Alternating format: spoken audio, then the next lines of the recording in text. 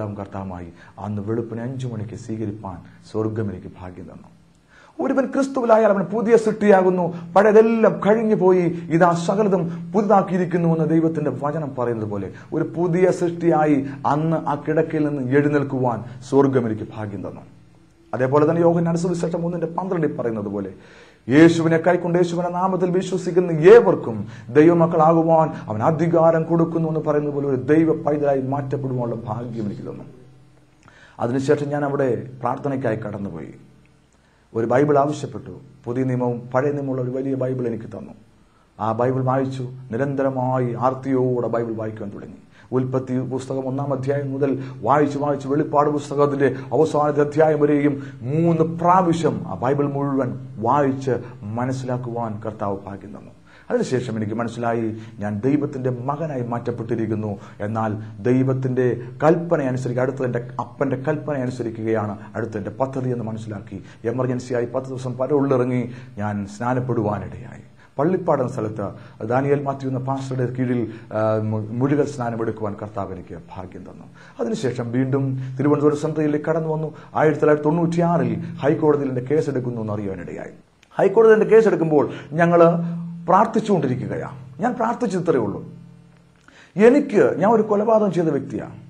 ഇതിനകത്തുനിന്ന് ഈ ലോകക്കോടതിയുടെ ശിക്ഷ ഞാൻ യോഗ്യനായി ശിക്ഷയ്ക്ക്. എന്നാൽ അതിൽ നിന്നൊരു വിടുതലല്ല ഞാൻ ആഗ്രഹിക്കുന്നത്. ഞാൻ ആഗ്രഹിക്കുന്നു എന്നെ നീ വിടുതൽ നൽകി പുറത്തു വിടുന്നുവെങ്കിൽ ദൈവത്തിന്റെ മകനായി മാത്രമേ എന്നെ പുറത്തു വിടാവുള്ളൂ എന്ന് ഞാൻ പ്രാർത്ഥിച്ചുകൊണ്ടിരുന്നു.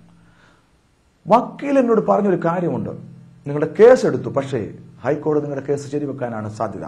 പകൽ നടന്ന സംഭവമാണ്, 26 സാക്ഷികളുണ്ട്. അതുകൊണ്ട് എന്നെ കൊണ്ട് ചെയ്യാവുന്ന എല്ലാം ചെയ്തു കഴിഞ്ഞു, ഇനിയും ദൈവത്തിന്റെ കൈകളിലാണ്. ഞങ്ങൾ പ്രാർത്ഥിച്ചുകൊണ്ടിരുന്നു.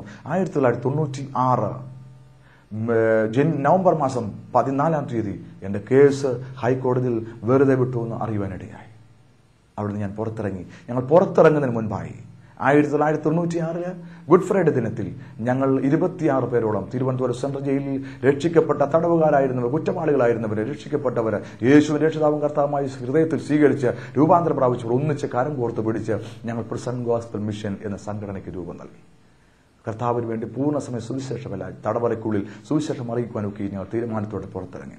നിങ്ങൾ പല സമയങ്ങളിൽ ഓരോരുത്തർ പുറത്തിറങ്ങിയത്. ഞാൻ പുറത്തിറങ്ങി കടന്നു വന്നു, വിവാഹം കഴിച്ചു. നോർത്ത് ഇന്ത്യയിൽ മിഷൻ ഇന്ത്യ എന്ന ബൈബിൾ കോളേജിൽ പഠിക്കുവാൻ, കുടുംബമായി പഠിക്കുവാൻ കർത്താവ് ഭാഗ്യം തന്നു. അവിടെ വെച്ച് എന്റെ ഭാര്യ ക്യാൻസർ രോഗിയായി മാറ്റപ്പെട്ടു.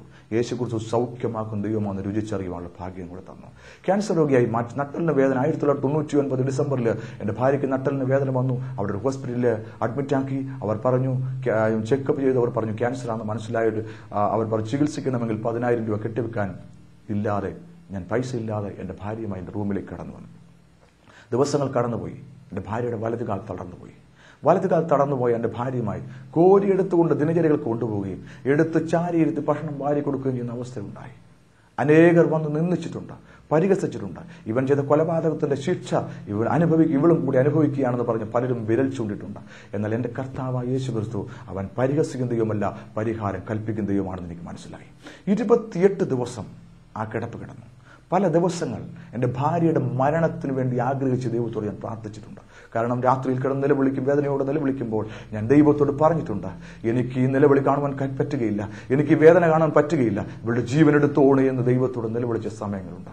എന്നാൽ 28ാമത്തെ ദിവസം രാത്രിയിൽ ഒരു ദൈവദാസൻ പാസ്റ്റർ പി ഡി ജോസഫ്, ഞങ്ങളുടെ ബൈബിൾ കോളേജിലെ മിഷന്മാരുടെ ഡയറക്ടറായ പാസ്റ്റർ പി ഡി ജോസഫും വൈഫും കൂടെ അവിടെ കടന്നു വന്നു. അദ്ദേഹം പ്രാർത്ഥിച്ചുകൊണ്ടിരിക്കുമ്പോൾ എന്റെ ഭാര്യ പറഞ്ഞു, ചായ എന്റെ കാലിൽ നിന്ന് ആവി പറന്നു പോകുന്നത് പോലെ തോന്നുന്നു, എന്റെ കാല് വിയർക്കുവാൻ തുടങ്ങി. ആരോ എന്റെ ചെവിയിൽ മന്ത്രിക്കുന്നു, എഴുന്നേൽക്കും മകളെ എന്ന്. ഞാൻ എഴുന്നേൽക്കട്ടെ എന്ന് ചോദിച്ചു. ഞാൻ ആ വിവരം ആ ദൈവദാസന്റെ അടുത്ത് പറഞ്ഞു. അദ്ദേഹം കരം കൊടുത്ത് എഴുന്നേൽപ്പിക്കുവാനിടയായി. അന്ന് പൂർണ്ണ ആരോഗ്യമുള്ളവളായി, പൂർണ്ണ സൗഖ്യമുള്ളവളായി എന്റെ ഭാര്യ എഴുന്നേൽക്കുവാനിടയായി, കിടക്കോട്ട് എഴുന്നേൽക്കുവാനിടയായി. എന്റെ യേശു സൗഖ്യമാക്കുന്ന ദൈവമാണ്. അവൻ രൂപാന്തരപ്പെടുന്ന ദൈവം മാത്രമല്ല, അവൻ സൗഖ്യമാക്കുന്ന ദൈവമാണ്. 5 വർഷമായി തലമുറയില്ലാതിരുന്ന എന്റെ ജീവിതത്തിൽ ദൈവം തലമുറ തന്ന് അവൻ മാനിച്ചു. എന്നെ നിന്നെ ഉരുട്ടി മാറ്റി അവനെ മാനിച്ചു. ഇന്ന് എനിക്ക് 2 മക്കളുണ്ട്. മൂത്ത മോൻ ബ്ലസ്സൻ മോൻ 1-ാം ക്ലാസ്സിൽ പഠിക്കുന്നു. രണ്ടാമത്തെ മോൻ ജോഷുവ മോൻ LKG പഠിക്കുന്നു. ഞങ്ങൾ കുടുംബമായി കർത്താവിന്റെ വേല ചെയ്യുകയാണ്. യേശു ക്രിസ്തു അവൻ സൗഖ്യമാക്കുന്നവനാണ്, അവൻ രൂപാന്തരപ്പെടുത്തുന്നവനാണ്. അവൻ ഭൗതികമായും ശാരീരികമായും ആത്മീകമായും അനുഗ്രഹിക്കുന്ന ദൈവമാണ്. എങ്ങനെയാണ് ആത്മീകമായി അനുഗ്രഹിക്കുന്നത്? സകല മനുഷ്യരുടെയും ഉള്ളിൽ ദൈവം തന്റെ ആത്മാവിനെ നൽകിയിരിക്കുന്നു. അവ വിളിക്കുമ്പോൾ എപ്പോൾ ചോദിച്ചാലും അത് മടങ്ങിപ്പോകേണ്ടിയിരിക്കുന്നു.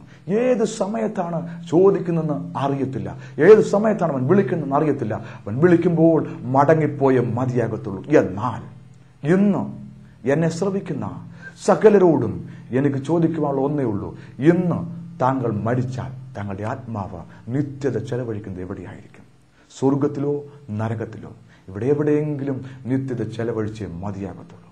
എനിക്കൊരു പ്രത്യാശയുണ്ട്. ഞാനിപ്പോൾ ഇവിടെ ഇരിക്കുന്ന ഇരിപ്പിൽ മരിച്ചാലും എൻ്റെ ആത്മാവ് നിത്യത ചെലവഴിക്കുന്ന സ്വർഗത്തിൽ എൻ്റെ കർത്താവിനോട് കൂടെ ആയിരിക്കും. ആ ഒരു പ്രത്യാശ താങ്കൾക്കും എന്നെ ശ്രമിക്കുന്ന താങ്കൾക്കും ഉണ്ടാകണമെങ്കിൽ ഒരൊറ്റ വഴിയേ ഉള്ളൂ. യേശുവിനോടുകൂടെ സ്വർഗത്തിൽ നിത്യത ചെലവഴിക്കണമെന്നുണ്ടെങ്കിൽ, ദൈവത്തിനോടുകൂടെ സ്വർഗത്തിൽ നിത്യത ചെലവഴിക്കണമെന്നുണ്ടെങ്കിൽ ഒറ്റ വഴിയേ ഉള്ളൂ. ദൈവത്തിന്റെ മക്കളായി മാറ്റപ്പെട്ടിരിക്കണം. എങ്ങനെയാ ദൈവത്തിന്റെ മകളായി മാറ്റപ്പെട്ടിരിക്കുന്നത്? എങ്ങനെയാണ് അത് സംഭവിക്കുന്നത്? നിങ്ങൾ പരിശോധിക്കാം. വചനം യോഹന്നാൻ സുവിശേഷം 1-12 ഗലാത്യ ലേഖനത്തിലും പറയുന്നു. യോഹന്നാൻ 1:12 പറയുന്നു, യേശുവിനെ കൈക്കൊണ്ട് യേശുവിന്റെ നാമത്തിൽ വിശ്വസിക്കുന്ന ഏവർക്കും, ജാതി മത വർഗ വർണ്ണ വ്യത്യാസമില്ലാതെ ഏവർക്കും ദൈവ മക്കളാകുവാൻ അവൻ അധികാരം കൊടുത്തിരിക്കുന്നു. ഗലാത്യ ലേഖനത്തിൽ പൗലോസ് പറയുന്നത് ഇങ്ങനെയാണ്. അപ്പോസ്തലൻ പൗലോസ് വ്യക്തമായി പറയുന്നു, യേശുക്രിസ്തുവിലുള്ള വിശ്വാസത്താൽ നിങ്ങൾ ദൈവത്തിന്റെ മക്കളായി മാറ്റപ്പെട്ടിരിക്കുന്നു. അങ്ങനെയെങ്കിൽ ദൈവമക്കൾക്ക് മാത്രമേ സ്വർഗത്തിൽ അവകാശമുള്ളൂ. സ്വർഗത്തിൽ ദൈവത്തോടുകൂടെ നിത്യത ചെലവഴിക്കുവാൻ അവകാശമുള്ളൂ. ഇല്ല എങ്കിൽ നിങ്ങളുടെ നിത്യത നരകത്തിൽ പിശാചിനോടും അവന്റെ കൂട്ടരോടും ഒന്നിച്ചായിരിക്കും. ഏതു വേണം നിങ്ങൾക്ക് തിരഞ്ഞെടുക്കാം, വ്യക്തിപരമായി നിങ്ങളുടെ തിരഞ്ഞെടുപ്പ്. ഈ യേശു എന്നെ രക്ഷിച്ചു, ഈ യേശു ക്രിസ്തു എനിക്ക് എൻ്റെ ആത്മാവിന് നിത്യത സ്വർഗത്തിൽ ഒരുക്കിയിരിക്കുന്നു. ഈ യേശു ക്രിസ്തു എൻ്റെ ഭാര്യയെ സൗഖ്യമാക്കി, മാരകമായ രോഗത്തിൽ സൗഖ്യമാക്കി. ഈ യേശു ക്രിസ്തു തലമുറയില്ലാത്ത എനിക്ക് തലമുറയിൽ നിന്ന് മാനിച്ചു. അങ്ങനെയെങ്കിൽ നിങ്ങളുടെ വിഷയം എന്തുമായിക്കൊള്ളട്ടെ, മറ്റൊരുത്തനും രക്ഷയില്ല. നാം രക്ഷിക്കപ്പെടുവാൻ ആകാശത്തിന് കീഴെ മനുഷ്യവർഗത്തിനിടയിൽ ഒരേ ഒരു നാമം മാത്രം, അത് നസ്രായനായ യേശുവിന്റെ നാമം. ഈ യേശുവിനെ ഇതുവരെയും രക്ഷിതാവും കർത്താവുമായി സ്വീകരിച്ചിട്ടില്ലാത്ത ഏതെങ്കിലും വ്യക്തി എന്നെ ശ്രദ്ധിക്കുന്നുവെങ്കിൽ ഇന്ന് നിങ്ങളുടെ സമയമാണ്. ഇതാകുന്നു സുപ്രസാദകാലം, ഇതാകുന്നു രക്ഷാദിവസം. ഈ സമയം തക്കത്തിൽ ഉപയോഗിച്ച് യേശുവിനെ രക്ഷിതാവും കർത്താവുമായി സ്വീകരിച്ച് ദൈവപൈതലായി മാറ്റപ്പെട്ട സ്വർഗത്തിൽ ഒരു നിത്യത ചെലവഴിപ്പാൻ തക്കോണം ദൈവം നിങ്ങളെ ഓരോരുത്തരെയും അനുഗ്രഹിക്കുമാറാകട്ടെ എന്ന പ്രാർത്ഥനയോടെ എന്റെ സമയത്തിൽ നിന്ന് വിരമിക്കുന്നു. ദൈവനാമം മഹത്വപ്പെടുമാറാകട്ടെ.